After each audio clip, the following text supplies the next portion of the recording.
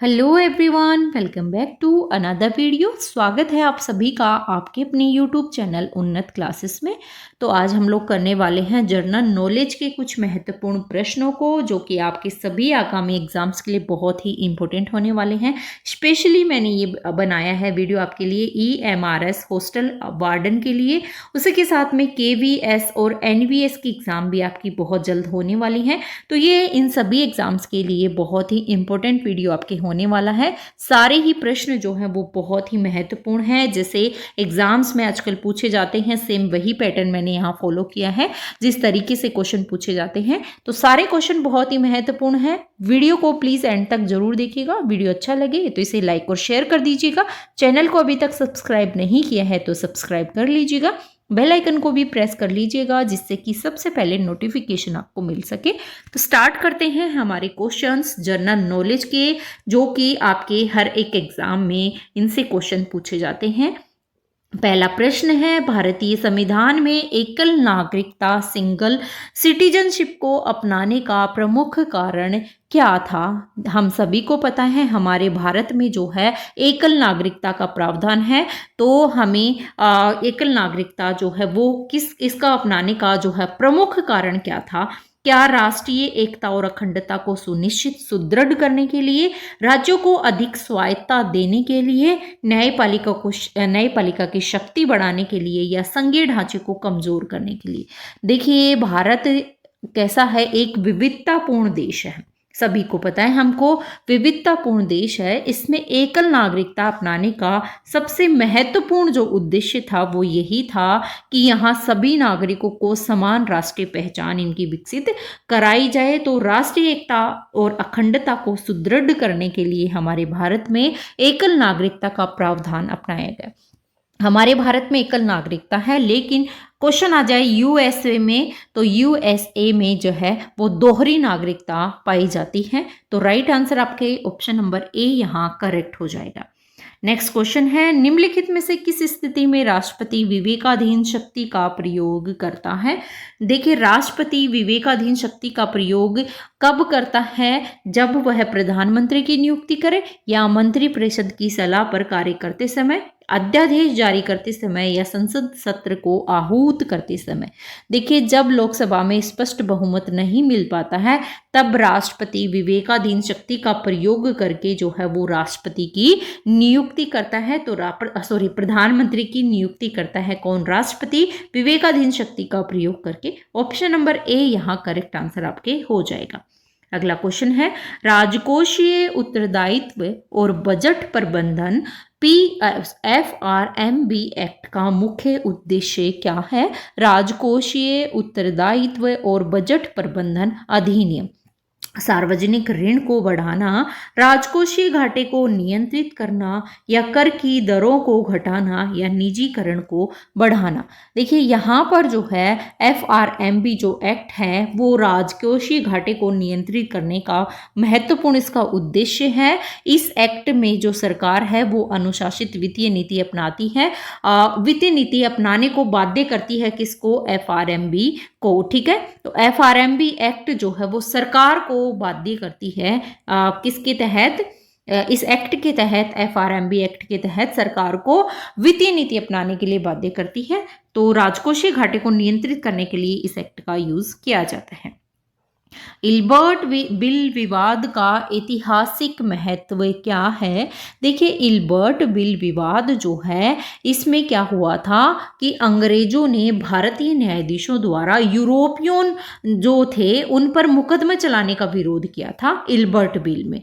तो ये क्या करता है, क्या ये प्रथम स्वतंत्रता संग्राम से जुड़ा हुआ है? इसमें भारतीय और अंग्रेजों के बीच नस्लीय भेद को उजागर किया था। बिल्कुल यही तो हुआ था कि अंग्रेजों ने भारतीय न्यायाधीशों द्वारा जो यूरोपियन थे उन पर मुकदमा चलाने के लिए इसका विरोध किया था। तो राइट आंसर आपका B यहाँ हो जाएगा। बाकी इससे कांग्रेस की स्थापना हुई थी ऐसा नहीं है, इसमें स्थायी बंदोबस्त लागू भी नहीं हुआ था। तो ऑप्शन नंबर B यहाँ पर करेक्ट आंसर आपके हो जाएगा। निम्नलिखित में से कौन सा अल नीनो के संदर्भ में सही कथन है? देखिए, अल नीनो से बहुत सारे एग्जाम्स में क्वेश्चन बनता है। यह है हिंद महासागर में उत्पन्न होता है, तो देखिए ये गलत हो जाएगा। अल नीनो जो है वो प्रशांत महासागर में उत्पन्न होता है, तो पहला ऑप्शन तो आपके गलत है। यह है भारत में मानसून को कमजोर करता है, ये बिल्कुल सही है। अल नीनो जो है वो आपके भारतीय मानसून की वर्षा को जो है सामान्यतः क्या करेगा, कमजोर करता है, मानसून को कमजोर करता है। राइट आंसर इसका ऑप्शन नंबर बी यहाँ करेक्ट हो जाएगा। अगला क्वेश्चन है, राष्ट्रीय आय की गणना में निम्नलिखित में से क्या शामिल नहीं किया जाता है? नहीं, यहाँ पर देखना है आपको अच्छे से। सरकारी कर्मचारियों का वेतन, या पुराने मकानों की बिक्री, औद्योगिक लाभ, या फिर रेंटल इनकम, किराया की जो आय होती है वो। देखिए, पुराने मकानों की बिक्री जो है वो हस्तांतरित लेन देन के अंतर्गत आती है, तो राष्ट्रीय आय की गणना करते समय जो है वो सेल ऑफ ओल्ड हाउसेस का जो है उसको शामिल नहीं किया जाता है। ये जो है वो नया उत्पाद नहीं दर्शाती, इसलिए राष्ट्रीय आय में इसको शामिल नहीं किया जाएगा। तो राइट आंसर आपका बी हो जाएगा, बाकी सभी को राष्ट्रीय आय में शामिल किया जाएगा। भारत में संविधान का संरक्षक किसे कहा जाता है? बहुत इजी सा क्वेश्चन है और बहुत बार एग्जाम्स में पूछा जाता है। देखिए, भारत में संविधान का संरक्षक जो माना जाता है वो आपके माना जाता है सर्वोच्च न्यायालय को। सर्वोच्च न्यायालय जो है वो भारत का संरक्षक माना जाता है। ये संविधान की सर्वोच्चता बनाए रखने में बहुत महत्वपूर्ण योगदान देता है। अगला क्वेश्चन देखिए, कथन और कारण के क्वेश्चन आजकल एग्जाम्स का ट्रेंड बन चुका है। बहुत सारी मोस्टली सभी एग्जाम्स का पैटर्न जो है वो चेंज हो चुका है। जैसे आपके केवीएस एनवीएस में पूरा टोटली चेंज हो चुका है, एएमआरएस में हो चुका है। पहले टीयर फर्स्ट होता ही नहीं था, है ना। एग्जाम होती थी, इंटरव्यू होते थे और आप जॉब लग जाते थे। लेकिन पहले टीयर फर्स्ट क्लियर करो, फिर उसके बाद में आप सेकंड में जाओ, और फिर उसके बाद केवीएस एनवीएस इनमें सब इंटरव्यू होगा। तो अलग अलग जो है वो नई नई चीज़ें यहाँ पर लागू हो जाती हैं। इसमें कथन और कारण से मोस्टली क्वेश्चन जो है वो पूछे जा रहे हैं। तो मेरा टारगेट यही है इस तरीके के क्वेश्चन लाने का कि आप अपनी एग्जाम जो है वो फाइट कर पाएं, है ना, और आप टीयर सेकंड के लिए एलिजिबल हो जाएं यहाँ पे। तो ऐसे क्वेश्चन एग्जाम में बहुत ज़्यादा पूछे जा रहे हैं। मैंने जो अभी एमआरएस के करंट पेपर हुए हैं उनको देख कर ही ये पैटर्न फॉलो किया है कि किस तरीके से क्वेश्चन जो है पूछे जा रहे हैं। तो ये हमारे हॉस्टल वार्डन के लिए बहुत सारे कमेंट आ रहे थे कि मैम उसके लिए आप करवा दीजिएगा जनरल नॉलेज। आईसीटी हमारी चल रही है, आईसीटी के मैंने बहुत सारे क्वेश्चन आपको करवा दिए हैं। देखिए, इसीलिए मैंने ये क्वेश्चन दिए हैं ताकि आप जो है ये आपके केवीएस और एनबीएस के लिए भी बहुत बहुत महत्वपूर्ण है। तो इनफैक्ट सभी एग्जाम्स के लिए, क्योंकि जनरल नॉलेज हर एक एग्जाम में पूछी जाती है। तो देखिए, कथन और कारण के क्वेश्चन हम देख लेते हैं। भारत में वित्त आयोग की सिफारिशें कानूनी रूप से बाध्यकारी नहीं है होती हैं, ठीक है। कारण इसका देख लेते हैं कि वित्त आयोग एक संवैधानिक सलाहकार निकाय है। देखिए, यहाँ पर अगर हम देखें, सबसे पहले वित्त आयोग जो है वो संविधान के अनुच्छेद 280 के तहत आता है।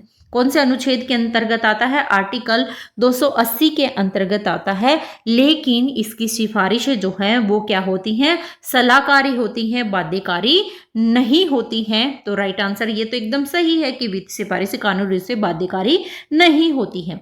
सरकार जो है इन्हें आंशिक या पूर्ण रूप से स्वीकार कर सकती है, बाध्यकारी बिल्कुल नहीं होती।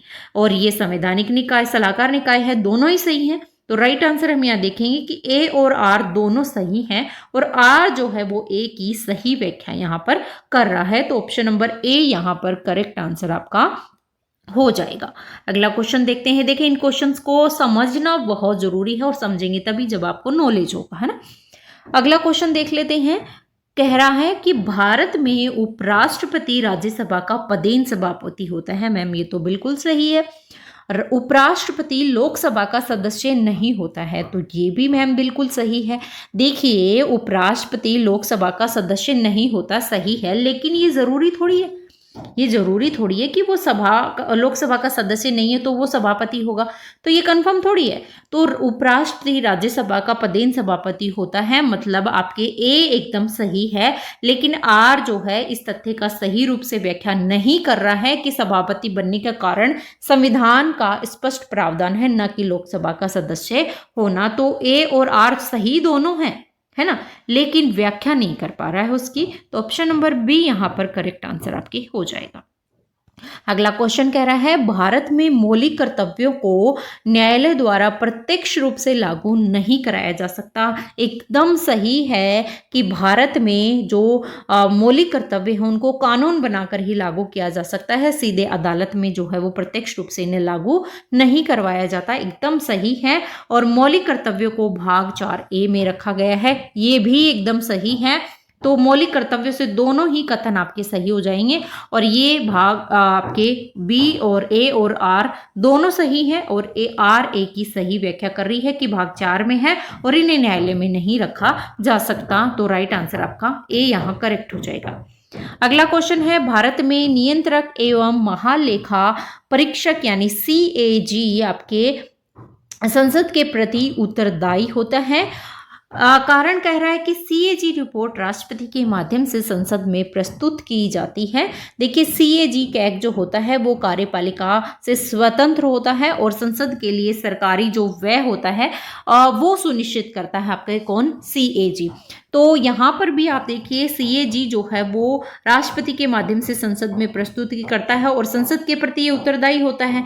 तो B, A और R दोनों सही है, और R जो है वो A की सही व्याख्या करता है कि माध्यम से प्रस्तुत करता है और संसद के प्रति वो उत्तरदायी होता है। तो दोनों यहाँ पर सही हो जाएंगे। ऑप्शन नंबर A यहाँ करेक्ट होगा, ना कि B, है ना। A यहाँ पर करेक्ट आंसर आपका हो जाएगा। अगला क्वेश्चन देखते हैं भारत में राज्यसभा को भंग नहीं किया जा सकता। नहीं किया जा सकता भैया, राज्यसभा जो है वो एक स्थायी सदन होता है, उसको भंग नहीं किया जा सकता। प्रत्येक 6 वर्ष के लिए चुने जाते हैं इसके सदस्य, और हर 2 वर्ष में 1/3 सदस्य जो है वो क्या हो जाते हैं, सेवानिवृत्त हो जाते हैं। मतलब इसको कभी भी भंग नहीं किया जा सकता, ये एक स्थायी सदन होता है। तो यहाँ भी आप देखिए, अगर हम देखें सही तरीके से कि राज्यसभा एक स्थायी सदन होता है जिसको कभी भी भंग नहीं किया जा सकता। तो आप सिंपल सा है, दोनों सही हैं। बी यहाँ भी मैं लगा रही हूँ, ए आंसर यहाँ करेक्ट होगा।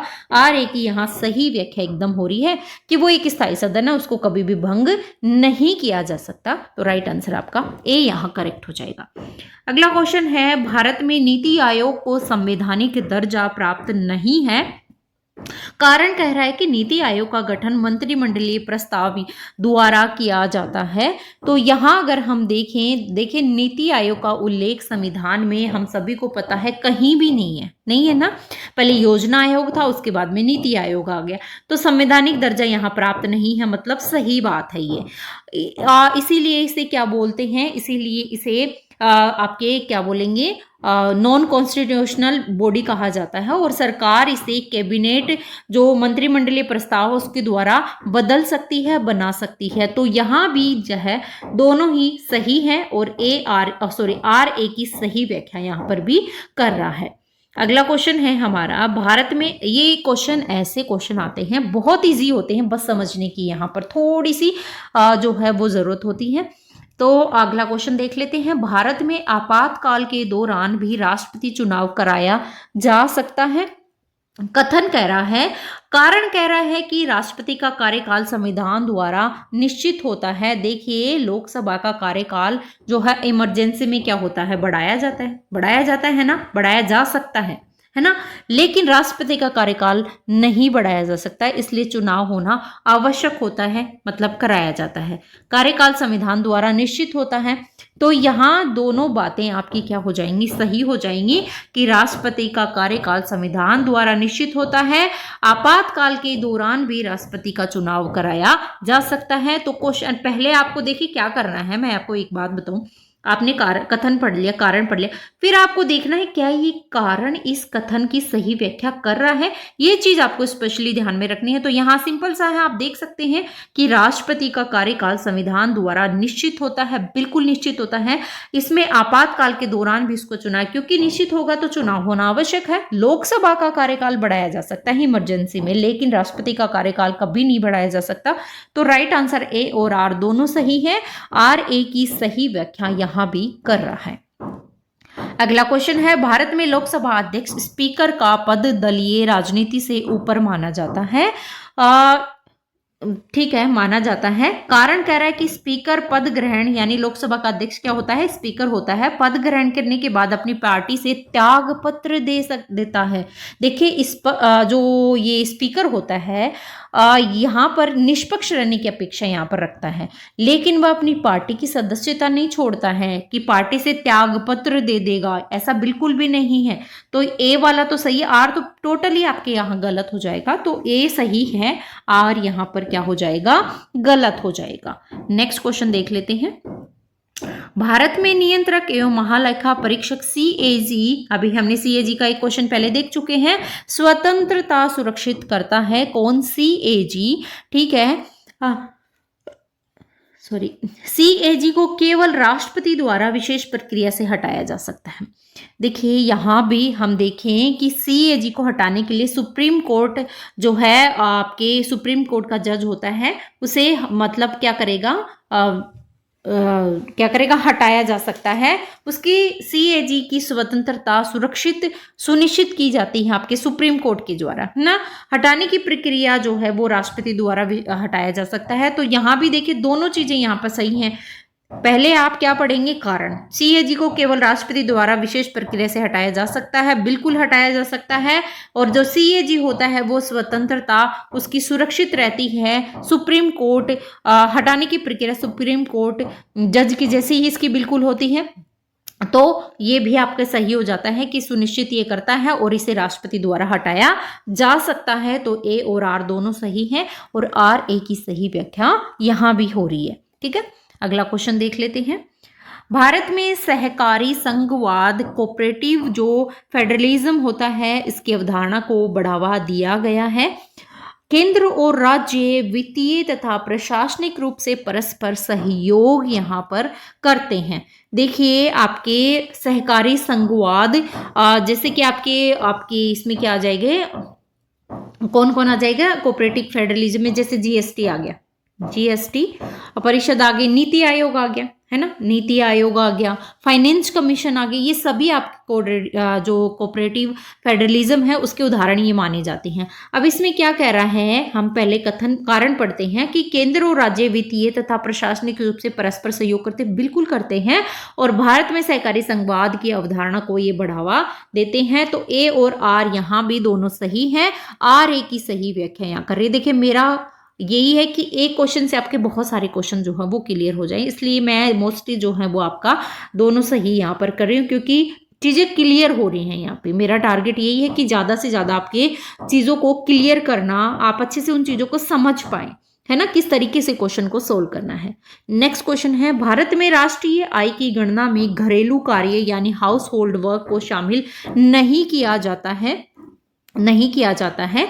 घरेलू कार्य का बाजार मूल्य निर्धारित करना क्या होता है, कठिन होता है। बिल्कुल, देखिए जो नेशनल इनकम होती है इसमें केवल मार्केट बेस्ड प्रोडक्ट्स को ही गिनती की जाती है। इसमें घरेलू कार्य जो है वो आर्थिक रूप से महत्वपूर्ण होते हुए भी इनको क्या करते हैं, शामिल नहीं कर पाते हैं। क्यों नहीं कर पाते हैं, क्योंकि इनका मूल्य निर्धारित करना कठिन हो जाता है। तो यही बात है कि घरेलू कार्यों को बाजार मूल्य निर्धारित करना कठिन है, इसलिए राष्ट्रीय आय में घरेलू कार्य को शामिल नहीं किया जाता है, इसलिए इसे निकल के आ रहा है। तो हम यहाँ भी क्या कहेंगे कि मैम ए और आर दोनों ही सही है, और आर जो है ए की सही व्याख्या यहाँ भी आपके कर रहा है। नेक्स्ट क्वेश्चन देखते हैं। देखिए ये मैंने आपको कथन कारण के बहुत सारे क्वेश्चन करवा दिए। आई होप आपको समझ में आ गया आपको कैसे सोल्व करना है। कथन पढ़ना है, कारण पढ़ना है, फिर आपको क्या करना है, आपको कारण से देखना है कि कथन का आंसर क्या निकल रहा है, तो ये देखना है। कारण को देखना है कि कथन निकल रहा है क्या उससे, है ना। अगला क्वेश्चन देख लेते हैं, भारतीय संविधान के किस अनुच्छेद के अंतर्गत न्यायपालिका को संविधान की सर्वोच्चता सुनिश्चित करने का अधिकार प्राप्त है। तो देखिए अनुच्छेद 13 के अंतर्गत, अनुच्छेद 13 के अंतर्गत कानूनों को संविधान के विरुद्ध घोषित करने की शक्ति ये देता है। तो राइट आंसर आपका ऑप्शन नंबर यहाँ पर सी करेक्ट आंसर आपके हो जाएगा। ठीक है, नेक्स्ट क्वेश्चन देखते हैं। भारत, देखिए मैंने polity, geography, history, economics, current सभी के क्वेश्चन यहाँ पर लिए हैं, साइंस के भी इनफैक्ट मैंने यहाँ पर इंक्लूड किए हैं। तो मिक्स क्वेश्चन है सभी तरीके के। तो अभी पॉलिटी के आ रहे हैं, हिस्ट्री के भी आएंगे, ज्योग्राफी के आएंगे, सारे क्वेश्चन आएंगे, टेंशन लेने की जरूरत नहीं है। आप बस ये वीडियो ध्यान से देख लीजिएगा, डेफिनेटली यहाँ से क्वेश्चन आपके बनने वाले हैं। भारत में वित्तीय बजट पेश करने की शक्ति किसके पास होती है? भारत में वित्तीय बजट पेश करने की शक्ति जो है वो वित्त मंत्री के पास में, संसद में बजट पेश करता है वित्त मंत्री, और सरकार की जो फाइनेंशियल पॉलिसीज हैं उनको ये प्रस्तुत करता है कौन? वित्त मंत्री करता है। कहाँ पर? संसद में। ठीक है, अगला क्वेश्चन देख लेते हैं। भारतीय इतिहास में स्वतंत्रता संग्राम में असहयोग आंदोलन कब स्टार्ट हुआ था? आ गए हिस्ट्री के क्वेश्चन।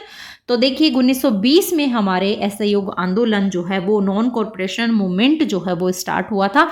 किसके द्वारा, किसके नेतृत्व में? तो महात्मा गांधी जी के नेतृत्व में जो है ये नॉन कॉर्पोरेशन मूवमेंट जो है वो स्टार्ट हुआ था 1920 में। यहाँ पर राइट आंसर आपका बी यहाँ करेक्ट हो जाएगा। निम्नलिखित में से कौन सा देश भारत का सबसे बड़ा व्यापारिक भागीदार है? 2024-25 की बात की गई है, करंट का क्वेश्चन भी आपका आ गया है। तो कौन सा देश भारत का सबसे बड़ा व्यापारिक भागीदार देश है? देखिए 2024-25 में चाइना, चीन जो है वो भारत का सबसे बड़ा व्यापारिक साझेदार माना जाता है। व्यापारिक साझेदार है मुख्यतः अगर देखें तो इलेक्ट्रॉनिक्स में, मशीनरी में और रॉ मटेरियल्स में, है ना। रॉ मटेरियल्स में भी सबसे ज्यादा आपकी कौन सा हो जाएगा? चाइना हो जाएगा। तो करंट के क्वेश्चन भी मैंने कहा था ना आपको, यहाँ पे मैंने शामिल किए हैं। भारत में किस नदी को गंगा का सहायक माना जाता है? गंगा की सहायक जो है, गंगा की सहायक नदी आपके थोड़ा सा इधर कर लेते हैं, गोदावरी, यमुना, कृष्णा या नर्मदा। देखिए यमुना रिवर जो है वो गंगा की सहायक नदी है, और इसमें जो है कहाँ पर मिलती है? तो प्रयाग, इलाहाबाद के पास में जो है ये कहाँ पर मिल जाती है? गंगा में मिल जाती है। तो राइट आंसर यमुना गंगा की प्रमुख सहायक नदी है, और ये जो आपके प्रयागराज, इलाहाबाद में यहाँ पर मिल जाती है। अल नीनो का क्वेश्चन अभी देखा था हमने। अल नीनो जो है वो प्रशांत महासागर से निकलती है। ठीक है, अब कह रहा है कि अल नीनो और ला नीनो का प्रभाव मुख्यतः किस पर पड़ता है? किस पर पड़ेगा? मानसून पर पड़ेगा। भैया हमने अभी देखा था कि अल नीनो वर्षा को कम करता है और ला नीनो वर्षा को क्या कर देता है? बढ़ा देता है। तो एक जो है वो कम कर देता है, एक बढ़ा देता है। कौन कम करता है? अल नीनो मैम कम करते हैं, और ला नीनो वर्षा को क्या कर देता है? बढ़ा देता है। तो मानसून पर जो है वो ये ज्यादा से ज्यादा इफेक्ट डालेगा। भारत में राष्ट्रीय हरित न्यायाधिकरण एनजीटी किस वर्ष स्थापित हुआ था? तो एनजीटी की फुल फॉर्म जो है नेशनल ग्रीन ट्रिब्यूनल जो है वो किस वर्ष स्थापित हुआ था? ये हुआ था आपके 2010 में। 2010 में आपके एनजीटी का गठन किसके लिए? पर्यावरणीय संबंधी जो भी मामले हैं उनको निपटारा करने के लिए इसका गठन किया गया था, आपके एनजीटी, राष्ट्रीय हरित न्यायाधिकरण। भारत में जीएसटी की समान दर लागू करने का उद्देश्य क्या है? देखिए जीएसटी में ने क्या किया, एक देश एक कर का सिद्धांत लागू किया और कर प्रणाली को क्या कर दिया? आसान बना दिया। तो कर चोरी रोकना नहीं, कर प्रणाली को सरल बना दिया इन्होंने। मैंने आपको बताया था ना कि एक देश एक कर का सिद्धांत यहाँ जीएसटी से लागू होता है। तो इससे क्या होता है कि कर प्रणाली आसान हो जाती है, सरल बन जाती है, संतुलन हो जाता है, संतुलन बना रहता है। ये सब तो नहीं है, उपभोक्ता वस्तुओं को महंगा कर देता है, ये भी नहीं है। तो वन नेशन वन टैक्स जो है यहाँ पर आपके लागू होता है। राइट आंसर आपके ऑप्शन नंबर बी करेक्ट हो जाएगा। भारत में अर्ध सक्रिय उपग्रह किस उद्देश्य के लिए अधिक प्रयोग किया जाता है? देखिए भारत में जो है वो अर्ध सक्रिय उपग्रह किस उद्देश्य के लिए प्रयोग किया जाता है? मौसम पूर्वानुमान के लिए, संचार के लिए, अंतरिक्ष अनुसंधान के लिए या रक्षा निगरानी के लिए। देखिए आपके जो जी सैट होता है, जी सैट जैसे उपग्रह, अर्ध सक्रिय उपग्रह जी सैट होते हैं, तो जी सैट जैसे उपग्रह जो होते हैं वो सीधे पृथ्वी के किसी क्षेत्र के ऊपर ये बने होते हैं और ये क्या करते हैं, टीवी प्रसारण के लिए जो है वो काम में आते हैं, संचार कम्युनिकेशन के लिए बहुत वो माने जाते हैं। तो जी सैट जैसे उपग्रह क्या करते हैं, अर्ध सक्रिय उपग्रह जी सैट इस उपग्रह होते हैं, तो संचार कम्युनिकेशन के लिए बहुत प्रयोग में लिए जाते हैं, प्रयोग किए जाते हैं। भारत का पहला परमाणु ऊर्जा केंद्र कहाँ स्थापित हुआ था? तो भारत का पहला परमाणु ऊर्जा केंद्र जो है स्थापित हुआ था तारापुर महाराष्ट्र में। आपके right answer option number A हो जाएगा। तारापुर महाराष्ट्र में पहला कमर्शियल न्यूक्लियर पावर प्लांट हुआ था, स्थापित कब हुआ था? 1969 में ये तारापुर महाराष्ट्र में स्टार्ट हुआ था। बहुत इंपॉर्टेंट क्वेश्चन है, ध्यान में रखना है आपको। अगला क्वेश्चन देखते हैं, किस भारतीय राज्य को सोलर राज्य, सोलर स्टेट कहा जाता है? तो सोलर राज्य आपके राजस्थान को कहा जाता है। राजस्थान जो है वो सूरज की शक्ति और यहाँ पर रेगिस्तान होने की वजह से भौगोलिक स्थिति के कारण इसको क्या कहते हैं, सोलर स्टेट कहा जाता है। राजस्थान को, राजस्थान में थार डेजर्ट का बहुत ज्यादा हिस्सा है, तो इसलिए यहां पर जो है वो सोलर कहा जाता है। अगला क्वेश्चन देखते हैं, किस संधि के अंतर्गत भारत और चाइना ने 1993 में सीमा विवाद को शांतिपूर्ण ढंग से हल करने की सहमति दी थी?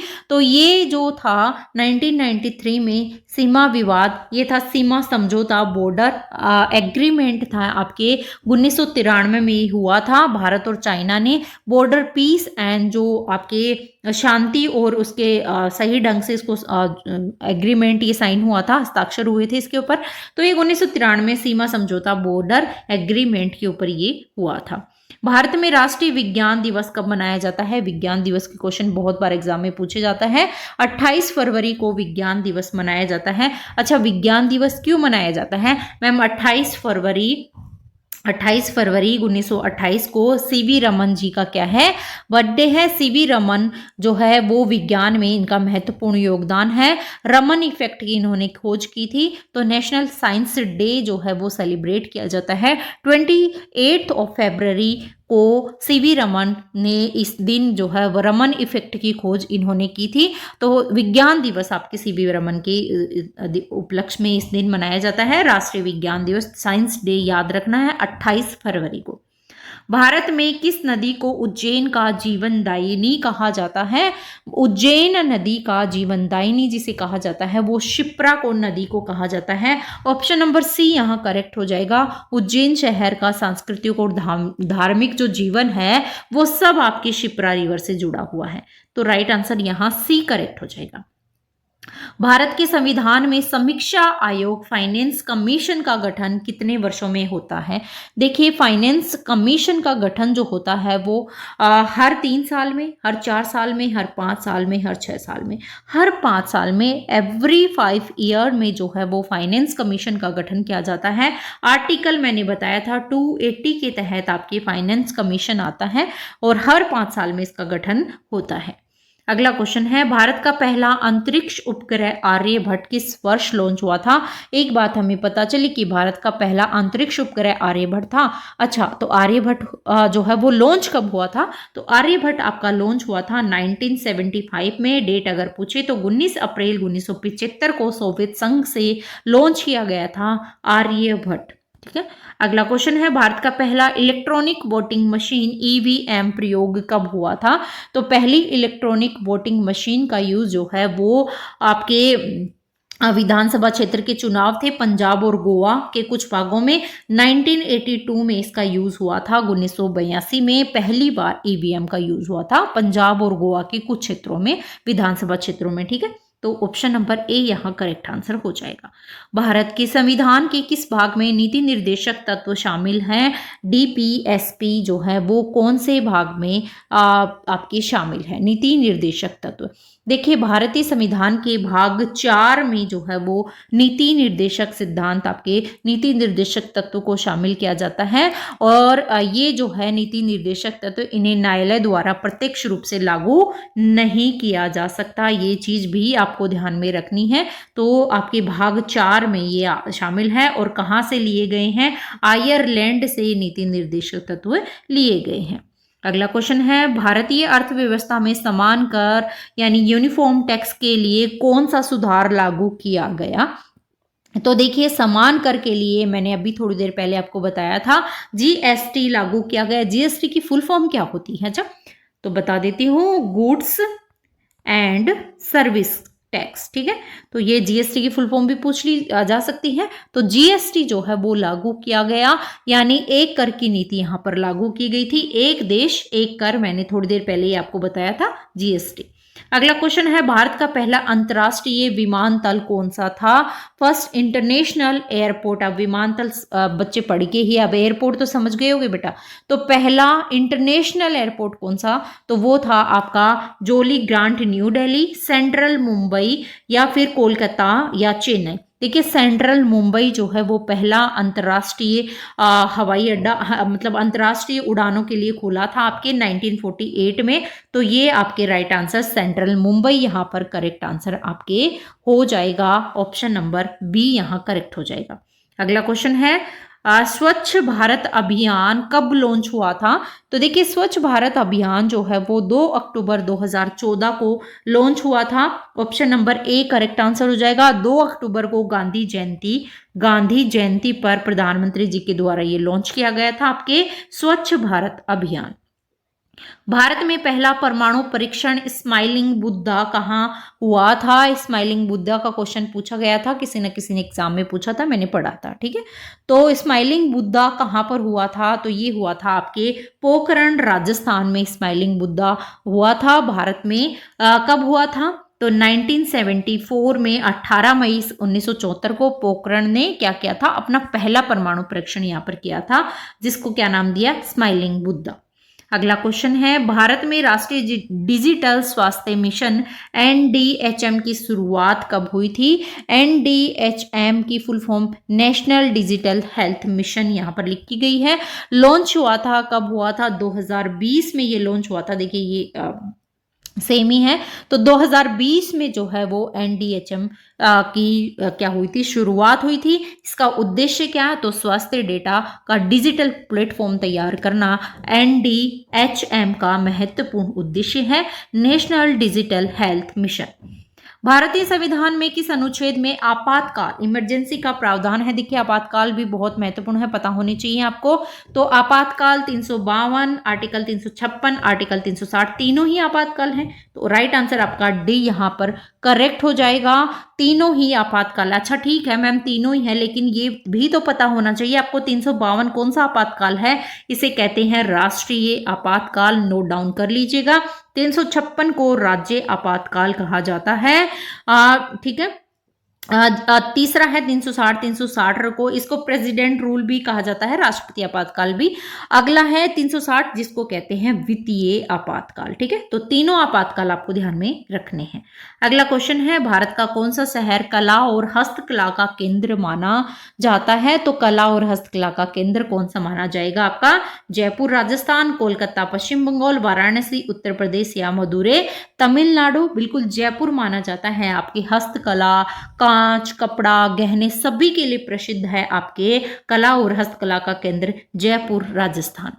अगला क्वेश्चन है, भारत का कौन सा उपग्रह पृथ्वी की अवलोकन के लिए है? अर्थ ऑब्जर्वेशन के लिए कौन सा आपका उपग्रह है? तो पृथ्वी के अवलोकन के लिए आपके राइट आंसर आपका क्या हो जाएगा? कोटोस्ट हो जाएगा, कार्टोसैट। ठीक है, कार्टोसैट उपग्रह जो है वो मुख्यतः आपके जो भी मानचित्रण है उसके लिए यूज होता है, भू स्थानिक जो डेटा है उसके लिए। तो कार्टोसैट सैटेलाइट जो है वो आपके इसमें पृथ्वी के अवलोकन के लिए, अर्थ ऑब्जर्वेशन के लिए यूज होता है। अगला क्वेश्चन है, भारत का कौन सा राज्य भारत का चाय बागान क्षेत्र कहलाता है? भारत का चाय बागान क्षेत्र सभी को पता है, असम कहलाता है। क्यों? क्योंकि मैम असम की जो जलवायु है, वहां की मिट्टी है, वो चाय के उत्पादन के लिए उपयुक्त है। इस वजह से जो है वो यहाँ पर चाय ज्यादा उगाई जाती है। भारत में राष्ट्रीय रोजगार नीति के लिए कौन सा आयोग जिम्मेदार है? तो भारत में राष्ट्रीय रोजगार नीति के लिए क्या श्रम आयोग जिम्मेदार है, कर्मचारी चयन आयोग जिम्मेदार है, वित्त आयोग या नीति आयोग? देखिए, इसके लिए जो आपके राष्ट्रीय रोजगार नीति के लिए आपके नीति आयोग जो है वो रिस्पॉन्सिबल है। नीति आयोग राष्ट्रीय रोजगार, स्किल डेवलपमेंट, नीति निर्माण, इन सब का जो क्या करता है, मार्गदर्शन करता है। तो राइट आंसर यहाँ पर आपके डी हो जाएगा।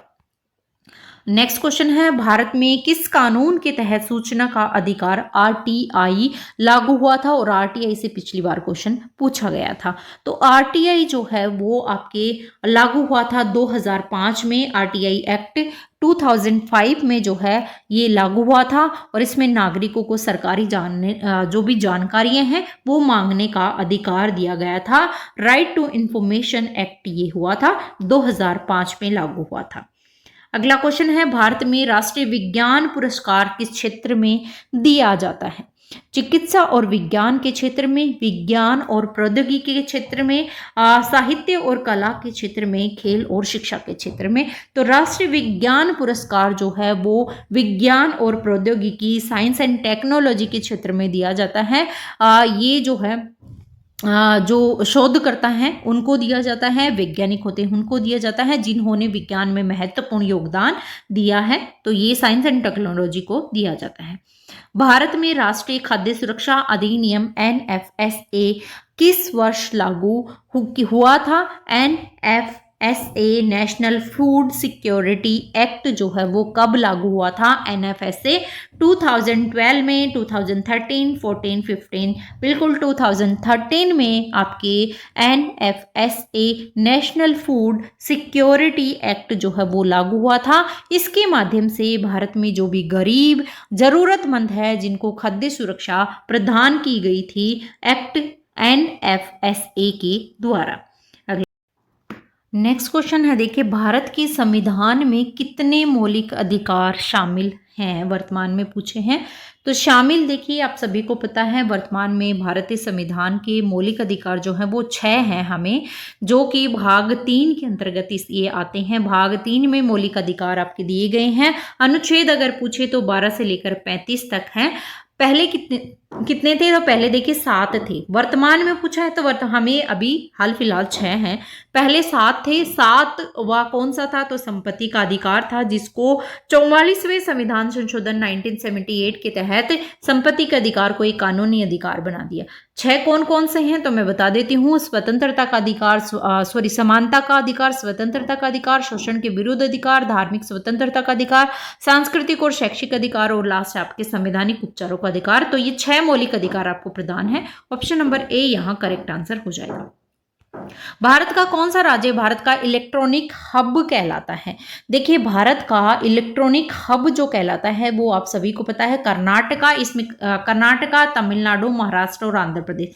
कर्नाटका राइट आंसर हो जाएगा, क्योंकि बेंगलुरु जो है वो आपके इलेक्ट्रॉनिक हब कहलाता है। सिलिकॉन वैली कहा जाता है किसको? कर्नाटका। बेंगलोर कहाँ पड़ता है? कर्नाटका में। तो यहाँ राइट आंसर आपका ए करेक्ट आंसर हो जाएगा। ठीक है, क्योंकि बेंगलोर जो है वो भारत की सिलिकॉन वैली कहलाती है। अगला क्वेश्चन है, किस भारतीय स्वतंत्रता सेनानी ने भारत छोड़ो आंदोलन की अगुवाई की थी? भारत छोड़ो आंदोलन मैंने आपको बताया था 1942 में जो है ये स्टार्ट होता है 8 अगस्त 1942 को। ठीक है, और इसकी जो नेतृत्व किया था वो क्या था, किसके द्वारा? सभी को पता है, सभी बताएंगे किसके द्वारा? महात्मा गांधी जी के द्वारा। भारत में राष्ट्रीय जल आयोग CWC किस वर्ष स्थापित हुआ था? CWC यानी सेंट्रल वाटर कमीशन जो है वो किस वर्ष स्थापित हुआ था? तो ये हुआ था 1948 में। 1948 में CWC की स्थापना हुई थी और इसका उद्देश्य क्या था? तो भारत में जो है वो जल संसाधनों का प्रबंधन और उनका नियंत्रण करना इसका महत्वपूर्ण उद्देश्य था। तो 1948 यहाँ राइट आंसर हो जाएगा। भारत में भारतीय रिजर्व बैंक आरबीआई का वर्तमान मुख्यालय जो है वो कहाँ पर है? तो आरबीआई का वर्तमान मुख्यालय आपके कहाँ? मुंबई में है। RBI reserve bank of India का हेडक्वार्टर जो है आपके कहाँ पर है? मुंबई में है। और ये जो है एक केंद्रीय बैंक है, ये ध्यान में आपको रखना है। ठीक है, अगला क्वेश्चन देखते हैं। भारत में राष्ट्रीय शिक्षा नीति 2020 का मुख्य उद्देश्य क्या है? वेरी वेरी इंपॉर्टेंट क्वेश्चन है। 2020 से क्वेश्चन डेफिनेटली पूछा जाता है। तो राष्ट्रीय शिक्षा नीति 2020 का उद्देश्य क्या है? तो शिक्षा में गुणवत्ता में सुधार करना, शिक्षा में डिजिटल तकनीकी का प्रयोग करना, बहुभाषी शिक्षा मल्टीलैंग्वेज जो है एजुकेशन और उपरोक्त सभी। तो बिल्कुल राइट आंसर यहाँ पर डी करेक्ट आपके हो जाएगा। शिक्षा की गुणवत्ता में सुधार भी करना, improve quality of education, use of digital technology and multilingual education, यहाँ पर सारे आपके करेक्ट आंसर हो जाएंगे। अगला क्वेश्चन है, भारत में जलवायु परिवर्तन एवं अंतर्राष्ट्रीय सम्मेलन कोप में सबसे हालिया सीओपी की मेजबानी किसने की? तो ये सीओपी की मेजबानी करने वाले जो हैं वो हैं फ्रांस, यूएई, यूएसए या इंडिया। देखिए राइट आंसर यहाँ पर बी करेक्ट हो जाएगा। COP 28 जो है वो 2023 में आयोजित हुआ था और इसकी मेजबानी संयुक्त अरब अमीरात में ये हुआ था। तो राइट आंसर मेजबानी करने वाला कौन? संयुक्त अरब अमीरात। यहाँ पर राइट आंसर हो जाएगा आपके ऑप्शन नंबर बी। अगला क्वेश्चन है हमारा, भारत में राष्ट्रीय कृषि बाजार का उद्देश्य क्या है? ई नेम का उद्देश्य क्या है? नेशनल एग्रीकल्चर मार्केट जिसको बोलते हैं। तो इसका उद्देश्य क्या है? किसानों को बेहतर मूल्य या फिर आपके कृषि उत्पाद का पारदर्शी व्यापार, या सभी कृषि मंडियों को डिजिटल प्लेटफॉर्म से जोड़ना, या सभी। देखिए जो आपकी ई नेम है वो किसानों को डिजिटल प्लेटफॉर्म से सीधे बाजार तक जो है वो पहुंच प्रदान करता है। तो यहाँ पर राइट आंसर, किसानों को बेहतर मूल्य भी मिलेगा, उत्पाद पारदर्शी भी होगा और डिजिटल प्लेटफॉर्म से जोड़ेंगे तो सारे काम होंगे। तो राइट आंसर यहाँ पर डी करेक्ट इसका हो जाएगा। भारत के संविधान के किस अनुच्छेद के तहत राज्यपाल को राज्य में राष्ट्रपति शासन लागू करने का अधिकार है? किस अनुच्छेद? राज्यपाल को राज्य में राष्ट्रपति शासन करने का अधिकार है। तो राष्ट्रपति शासन मैंने बताया था 356 के अंतर्गत आता है। जब कोई राज्य सरकार संविधान के अनुसार काम नहीं करती है तो राज्यपाल राष्ट्रपति को अनुच्छेद 356 के तहत रिपोर्ट करता है और ये लागू करने के लिए मतलब उनसे सलाह मशवरा करता है। नेक्स्ट क्वेश्चन है हमारा, भारत का कौन सा उपग्रह पृथ्वी के मौसम का अध्ययन करता है? तो क्या इनसेट करता है, कार्टोसैट करता है, कल्पना करता है या फिर एस्ट्रोसैट करता है? तो ये आपके कल्पना फर्स्ट जो है, आपके कल्पना फर्स्ट उपग्रह विशेष रूप से मौसम संबंधी निगरानी रखता है। तूफान के पूर्वानुमान जो लगाए जाते हैं वो भी इसके द्वारा ही लगाए जाते हैं, साइक्लोन्स के। तो कल्पना फर्स्ट यहाँ पर राइट आंसर हो जाएगा, यहाँ फर्स्ट भी लिख लेना। अगला क्वेश्चन है हमारा, भारत में राष्ट्रीय खेल पुरस्कार राजीव गांधी खेल रत्न कब शुरू हुआ था? राष्ट्रीय खेल पुरस्कार कौन सा है? सबसे पहले ये पता चल गया कि राजीव गांधी खेल रत्न पुरस्कार है। ये स्टार्ट कब हुआ था मैम? तो 1991 में जो है वो आपके राजीव गांधी खेल रत्न पुरस्कार स्टार्ट हुआ था। ये भारत का सर्वोच्च खेल सम्मान है, ये भी आपको ध्यान में रखना है। 1991। भारत में राष्ट्रीय स्वास्थ्य मिशन NHM का मुख्य उद्देश्य क्या है? नेशनल हेल्थ मिशन NHM का मुख्य उद्देश्य स्वास्थ्य सेवाओं में सुधार करना, मातृ और शिशु दर घटाना, ग्रामीण स्वास्थ्य केंद्रों को मजबूत करना या फिर सभी। देखिए NHM का मुख्य उद्देश्य ये सारे ही हो जाएंगे आपके, है ना। नेशनल हेल्थ मिशन NHM जो है वो इन सारी चीजों पर फोकस करता है। राइट आंसर यहाँ डी करेक्ट हो जाएगा। अगला क्वेश्चन देख लेते हैं, भारत में स्टार्टअप इंडिया अभियान कब लॉन्च हुआ था? स्टार्टअप इंडिया अभियान जो है वो आपके भारत में नवाचार और जो एंटरप्रेन्योरशिप जो होती है ना, इनोवेशंस के लिए, इनके लिए ये स्टार्ट हुआ था स्टार्टअप इंडिया 2016 में। ऑप्शन नंबर यहाँ पर सी करेक्ट हो जाएगा। अगला क्वेश्चन है, भारत का पहला अंतर्राष्ट्रीय क्रिकेट मैदान कहाँ है? अंतर्राष्ट्रीय क्रिकेट मैदान कहाँ पर है? तो ये आपके अंतर्राष्ट्रीय ईडन गार्डन कोलकाता या बेब्रोन स्टेडियम मुंबई या फर्ग्यूसन गार्डन्स पुणे या सौराष्ट्र क्रिकेट स्टेडियम राजकोट। तो ये है आपके option number B, Brabourne stadium Mumbai जो है भारत में पहला अंतर्राष्ट्रीय मैच 1993 में यहाँ आयोजित हुआ था। तो ये अंतर्राष्ट्रीय क्रिकेट मैदान इसको ये माना जाता है। भारत में राष्ट्रीय पोषण मिशन का मुख्य उद्देश्य क्या है? राष्ट्रीय पोषण मिशन कुपोषण कम करना, बाल स्वास्थ्य को सुधारना या मातृ स्वास्थ्य पर ध्यान देना या सभी। कुपोषण से सारी चीजें जुड़ी हुई हैं, मातृ स्वास्थ्य भी है, बाल कुपोषण भी है, स्वास्थ्य में सुधार, तो सारी चीजें इसके अंतर्गत आ जाएंगी। Option number D correct answer हो जाएगा। भारत में राष्ट्रीय विज्ञान केंद्र नेशनल साइंस सेंटर कहाँ स्थित है? विज्ञान जो राष्ट्रीय विज्ञान केंद्र है वो न्यू दिल्ली, मुंबई, कोलकाता या चेन्नई। तो बिल्कुल न्यू दिल्ली में जो है नेशनल साइंस सेंटर स्थित है। विज्ञान शिक्षा और जागरूकता बढ़ाने के लिए यहाँ पर ये स्थापित किया गया है। ऑप्शन नंबर ए यहाँ करेक्ट आंसर हो जाएगा। थोड़ी स्पीड पकड़ लेते हैं, क्वेश्चन ज्यादा है और टाइम जो है वो बहुत ही कम बचा है। भारत में राष्ट्रीय डिजिटल शिक्षा प्लेटफॉर्म दीक्षा का महत्वपूर्ण उद्देश्य क्या है? और ये दीक्षा से पिछली बार क्वेश्चन पूछा गया था, ठीक है। तो दीक्षा का मुख्य उद्देश्य आपके क्या हो जाएगा? शिक्षक प्रशिक्षण देना, टीचर ट्रेनिंग, डिजिटल शिक्षा सामग्री, डिजिटल लर्निंग कंटेंट देना, शिक्षा में नवाचार, इनोवेशन ऑफ इन एजुकेशन या ऑल ऑफ अबाव। तो all of the above right answer यहाँ पर हो जाएगा। दीक्षा जो है वो शिक्षकों और छात्रों दोनों के लिए डिजिटल प्लेटफॉर्म प्रदान करती है जिससे शिक्षा में नवाचार और प्रशिक्षण जो है वो संभव बनाया जाए। कोरोना के टाइम पे बहुत इसका यूज हुआ था। अगला है, भारत में किस अनुच्छेद के तहत महिलाओं को समान वेतन का अधिकार प्रदान है? तो समान वेतन का अधिकार आर्टिकल 15 ये कहता है कि किसी भी लिंग, जाति, धर्म के आधार पर भेदभाव नहीं किया जाए, समान कार्य के लिए समान वेतन दिया जाए। Option number B correct answer हो जाएगा।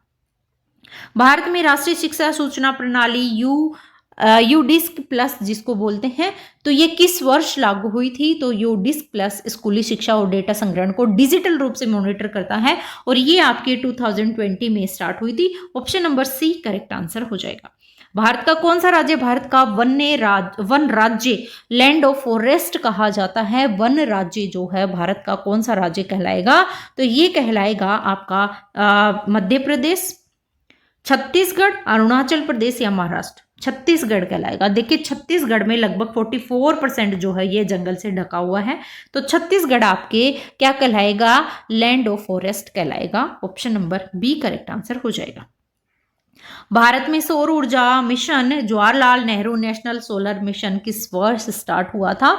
तो सौर ऊर्जा mission national solar mission launch हुआ था जिसका नाम क्या है? Jawaharlal Nehru national solar mission. इसकी स्टार्टिंग जो हुई थी वो हुई थी 2008, 2009, 2010 या 11। 2009 में ये स्टार्ट हुआ था और इसका उद्देश्य था सौर ऊर्जा उत्पादन को ज़्यादा से ज़्यादा बढ़ावा देना और ऊर्जा जो सुरक्षा है उसको सुनिश्चित करना, है ना। तो राइट आंसर आपका बी यहाँ करेक्ट हो जाएगा। भारत में राष्ट्रीय पोषण माह कब मनाया जाता है? तो पोषण माह जो मनाया जाता है वो सितंबर में, अक्टूबर में, नवंबर में या दिसंबर में। तो देखिए पोषण माह मनाया जाता है ना, राष्ट्रीय पोषण माह यानी महीना, तो वो मनाया जाता है आपका अक्टूबर में, है ना। अक्टूबर में जो है वो आपके कुपोषण रोकने और स्वास्थ्य जागरूकता के लिए मनाया जाता है आपके हर एक अक्टूबर में। हर साल हर अक्टूबर में ये मनाया जाता है, तो ये ध्यान रखिए अक्टूबर में राष्ट्रीय पोषण मिशन माह मनाया जाता है आपके। ऑप्शन नंबर बी यहाँ करेक्ट आंसर हो जाएगा। भारत की संविधान के तहत अनुसूचित जातियों और जनजातियों के लिए किस प्रतिशत आरक्षण तय किया गया है? तो देखिए इसमें पूछा आपके एससी और एसटी के लिए कितना प्रतिशत आरक्षण जो है वो निश्चित किया गया है। तो सबसे पहले देखिए एससी के लिए आपके 22.5 है ना, और एसटी के लिए दोनों के लिए 22.5, ये अलग अलग नहीं है, यही है। तो 22.5 जो है वो आरक्षण यहाँ पर सुनिश्चित किया गया है, यानी अनुसूचित जातियों के लिए 15% और अनुसूचित जनजातियों के लिए आपके 7.5%। दोनों मिलाकर देखें तो 22.5% यहाँ पर आरक्षण सुनिश्चित किया गया है। दोनों का अलग अलग है, कहीं आप दोनों को एक में ही इंक्लूड कर दें। 15% जो है वो SC के लिए और 7.5% ST के लिए। ठीक है, तो ये ध्यान रखिए, आपका ऑप्शन नंबर ए करेक्ट आ जाएगा। ऐसे ही क्वेश्चन आएंगे घुमा घुमा के। भारत का पहला मल्टीपर्पज डैम कौन सा है? मल्टीपर्पज यानी जिसके बहुत सारे यूजेस हो, तो वो कौन सा डैम है, कौन सा यहाँ पर आपके बांध हो जाएगा। डैम का मतलब बांध होता है ना। तो भाखड़ा नांगल या हीराकुंड या टटियाना डैम या फिर कुर्थी डैम। देखिए ये जो है आपकी भाखड़ा नांगल बांध है, उससे क्या होता है, सिंचाई भी होती है, बिजली भी पैदा की जाती है, बाढ़ नियंत्रण के लिए भी ये काम में आता है। मतलब ये मल्टीपर्पज के लिए इस डैम का यूज किया जाता है। इस डैम का को बनाया गया है मल्टीपर्पज, ही हमने पूछा है। बहुत सारी चीजों के लिए काम में लिया जाता है मल्टीपर्पज, जिसके बहुत सारे यूज हो। सिंचाई के लिए करते हैं, बिजली के लिए करते हैं, बाढ़ नियंत्रण के लिए इसका यूज करते हैं, इसीलिए इसको बनाया गया है। तो राइट आंसर आपका ए करेक्ट हो जाएगा। भारत में राष्ट्रीय विज्ञान दिवस का मुख्य उद्देश्य क्या है? तो विज्ञान दिवस हमने देखा था अभी कब मनाया जाता है मैम, मनाया जाता है 28 फरवरी को। ठीक है, CV रमन जी ने जो है उसके उपलक्ष्य में 28 फरवरी को विज्ञान दिवस मनाते हैं। और पूछा है इसका उद्देश्य क्या है, तो विज्ञान की प्रगति का जश्न मनाना, युवाओं को विज्ञान की ओर प्रेरित करना, शोध और नवाचार को बढ़ावा देना, या सभी। देखिए सारी चीजें हो जाती हैं, है ना। विज्ञान की उपलब्धि, नवाचार, ये सारी चीजें बढ़ाने के लिए तो विज्ञान दिवस मनाते हैं। तो ऑप्शन नंबर डी यहाँ करेक्ट आंसर हो जाएगा। याद रखिएगा 28 फरवरी को मनाया जाता है। भारत में राष्ट्रीय वानिकी मिशन, नेशनल ऑपरेशन मिशन का उद्देश्य क्या है? तो ये है आपके वनों का संवर्धन, जैव विविधता संरक्षण या जलवायु परिवर्तन से मुकाबला, या सभी। देखिए यहाँ भी आपके सभी राइट आंसर हो जाएगा। राष्ट्रीय वानिकी मिशन का लक्ष्य जंगलों का विस्तार करना, पर्यावरण का संरक्षण करना, ये सारी चीजें, जलवायु परिवर्तन से मुकाबला, सारी चीजें इसके अंतर्गत आ जाएंगी। ऑप्शन नंबर डी यहाँ पर करेक्ट आंसर आपके हो जाएगा। अगला है, भारत में राष्ट्रीय विज्ञान और प्रौद्योगिकी पुरस्कार किस संस्था द्वारा दिया जाता है? तो ये संस्था आपके विज्ञान और प्रौद्योगिकी विभाग, भारतीय विज्ञान संस्था, भारतीय विज्ञान अकादमी या नीति आयोग। ये मैंने अभी बताया था आपको, विज्ञान और प्रौद्योगिकी विभाग के द्वारा ये दिया जाता है। Department of science and technology के द्वारा ये आपका दिया जाता है DST। ठीक है, वैज्ञानिक और प्रौद्योगिकी क्षेत्र में उत्कृष्ट योगदान के लिए पुरस्कार आपके दिया जाता है। अगला क्वेश्चन है, भारत में राष्ट्रीय महिला आयोग NCW की स्थापना किस वर्ष हुई थी? नेशनल कमीशन फॉर वुमेन्स के लिए जो गठित हुआ था, इसकी स्थापना कब हुई थी? तो NCW महिलाओं के अधिकारों के लिए, उनकी रक्षा के लिए, सामाजिक न्याय के लिए 1992 में स्थापित हुआ था। NCW राष्ट्रीय महिला आयोग 1992 में इसकी स्थापना की गई थी। भारत में राष्ट्रीय स्वास्थ्य मिशन NHM के तहत किस योजना को विशेष महत्व यहाँ पर दिया गया? तो मैंने NHM अभी थोड़ी देर पहले आपको बताया था, जिसके अंतर्गत आपके नेशनल हेल्थ मिशन, मातृ स्वास्थ्य, शिशु स्वास्थ्य, ग्रामीण स्वास्थ्य केंद्र को और अच्छे से बनाना, तो ये सारी चीजें इसके अंतर्गत आएंगी। तो डी ऑप्शन यहाँ करेक्ट आंसर हो जाएगा। भारत में राष्ट्रीय कृषि बाजार E-NAM का मुख्य उद्देश्य, दूसरी बार क्वेश्चन आ गया है ना। तो इसमें हमने देखा था कि पारदर्शी कृषि व्यापार हो, किसानों को मूल्य सुनिश्चित हो, डिजिटल से जोड़ा जाए, तो सारी चीजें यहाँ पर करेक्ट आपकी हो जाएगी। अगला है, भारत में राष्ट्रीय ऊर्जा नीति का मुख्य उद्देश्य क्या है? तो भारत में ऊर्जा नीति का मुख्य उद्देश्य आपके ऊर्जा सुरक्षा सुनिश्चित करना, नवीनीकरणीय ऊर्जा को बढ़ावा देना, ऊर्जा दक्षता को सुधारना, या सभी। तो इसमें भी सारी चीजें आपके आ जाएगी। राष्ट्रीय ऊर्जा नीति जो है, इसके अंतर्गत ऊर्जा की उपलब्धता सुनिश्चित करना, नवीनीकरणीय ऊर्जा को बढ़ावाना, दक्षता को बढ़ाना, ये सारी चीजें इसके अंतर्गत आएगी। ऑप्शन नंबर डी यहाँ करेक्ट आंसर हो जाएगा। नेक्स्ट क्वेश्चन है हमारा, भारत में राष्ट्रीय तकनीकी शिक्षा मिशन NPE 2020 के तहत का मुख्य उद्देश्य क्या है? ये NEP नहीं NPE है, ध्यान में रखना है आपको। तो इसका मुख्य उद्देश्य आपके क्या हो जाएगा? तकनीकी शिक्षा में सुधार करना, डिजिटल तकनीक का यूज करना, कौशल और नवाचार को बढ़ाना, या सभी। तो ये सभी इसके अंतर्गत आएगा। डिजिटल प्रशिक्षण, कौशल, इन सभी को बढ़ाना NPE का महत्वपूर्ण उद्देश्य है। भारतीय राष्ट्रीय स्वास्थ्य पोषण परिषद NIN निन का मुख्य उद्देश्य क्या है? नेशनल इंस्टीट्यूट ऑफ न्यूट्रिशन का मुख्य उद्देश्य क्या है? ये फुल फॉर्म भी आप साथ में ध्यान याद करते चलिए, है ना। तो इसका मुख्य उद्देश्य है बच्चों, माताओं या सामान्य जनता को मुख्य जो है वो पोषण दिलाना, उनको जागरूकता उनमें बढ़ाना। तो ये NIN का मुख्य उद्देश्य सभी के लिए है। ऑप्शन नंबर डी यहाँ करेक्ट आंसर हो जाएगा। ये हमने कर लिया ये वाला, ठीक है। भारत के संविधान में किस अनुच्छेद के तहत महिला आरक्षण कानून लागू किया गया? तो महिला आरक्षण कानून जो है वो पंचायतों में महिलाओं के लिए आरक्षण के प्रावधान के बारे में बताता है। तो ये 243D के अंतर्गत ऐसा प्रावधान है कि महिलाओं को आरक्षण, कानूनी आरक्षण प्रदान किया जाए पंचायती राज में। अगला क्वेश्चन है, भारत का कौन सा बंदरगाह पूर्वी तट का प्रमुख बंदरगाह है? पूर्वी तट का प्रमुख बंदरगाह, मोस्ट इंपोर्टेंट क्वेश्चन है, विशाखापट्टनम बंदरगाह भारत का प्रमुख बंदरगाह है, पूर्वी तट पर स्थित है। तो राइट आंसर आपकी ऑप्शन नंबर सी यहाँ करेक्ट हो जाएगा। भारत में राष्ट्रीय बाल अधिकार आयोग NCPCR की स्थापना किस वर्ष हुई थी? NCPCR आप पढ़ लीजिएगा, देख लीजिएगा, national commission for protection of child right, NCPCR की स्थापना कब हुई थी? तो NCPCR तो सबसे पहले बाल अधिकार और सुरक्षा है, संरक्षण है, उनके लिए स्थापित हुआ था। कब हुआ था? 2005, 2007, 2009 या 11? 2007 में स्थापित हुआ था। अगला है, भारत का कौन से राज्य भारत का हीरा राज्य है? डायमंड स्टेट कहलाता है।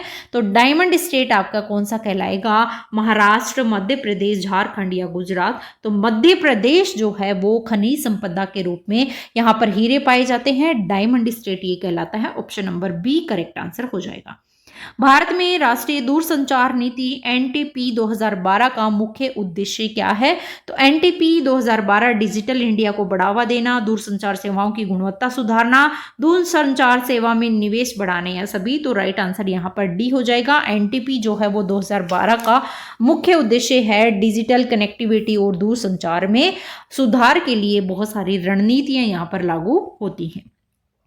भारत में राष्ट्रीय विज्ञान और प्रौद्योगिकी पुरस्कार किस संस्था द्वारा प्रदान किया जाता है? तो ये तो अभी आपको याद हो ही गया होगा, ये आपके DST के द्वारा, विज्ञान और प्रौद्योगिकी द्वारा प्रदान किया जाता है।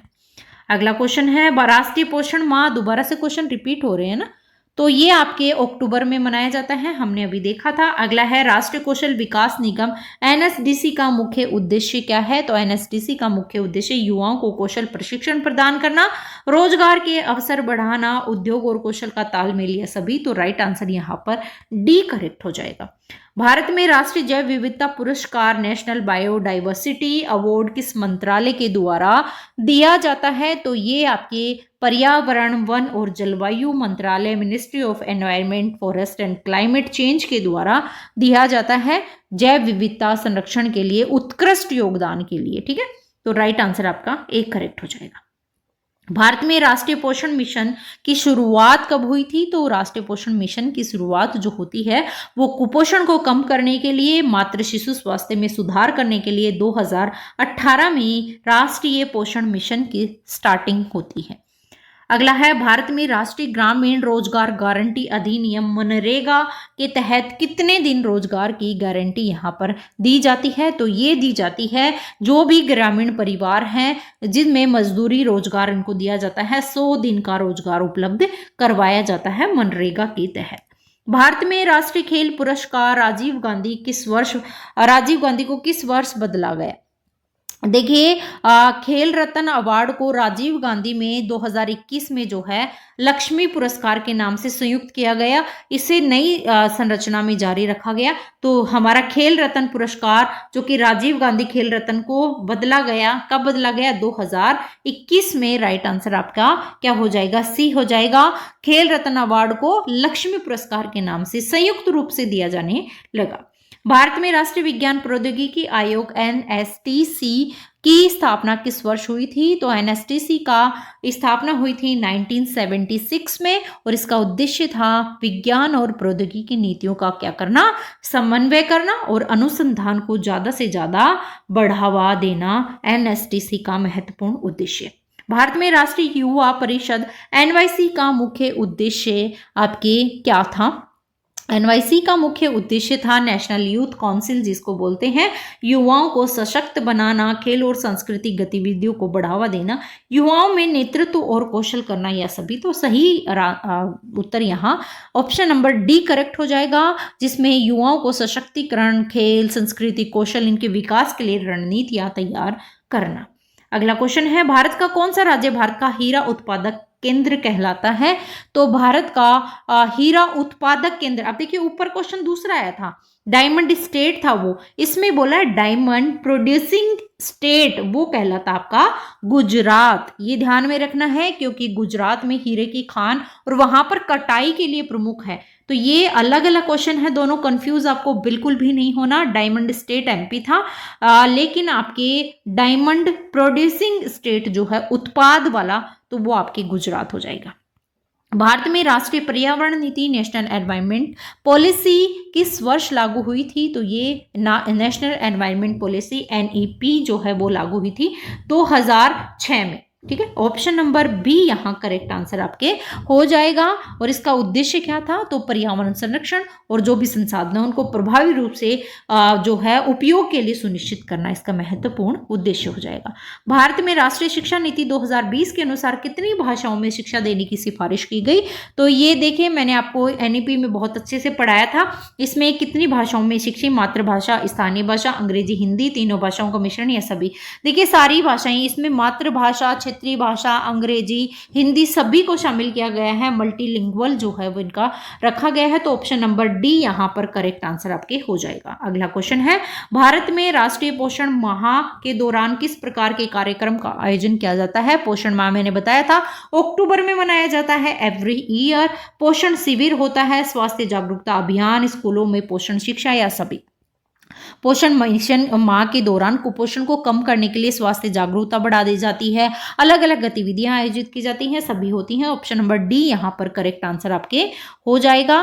तो आज हम इतना ही रखते हैं, बाकी बचे हुए क्वेश्चन और बहुत सारे क्वेश्चन हैं, तो बचे हुए क्वेश्चन हम नेक्स्ट वीडियो में करेंगे। मिलते हैं कुछ ऐसे ही महत्वपूर्ण प्रश्नों के साथ एक नए वीडियो में। जय हिंद, जय भारत। वीडियो को लाइक और शेयर कर दीजिएगा। चैनल को अभी तक सब्सक्राइब नहीं किया तो सब्सक्राइब कर लीजिएगा।